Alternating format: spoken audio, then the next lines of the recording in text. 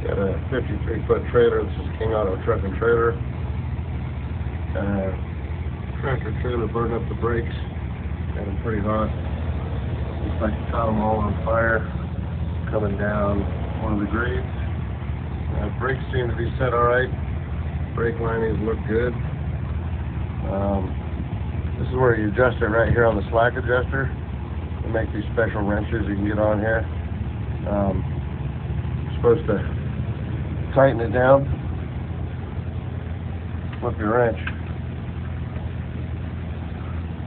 Back it off a half a turn, half a revolution.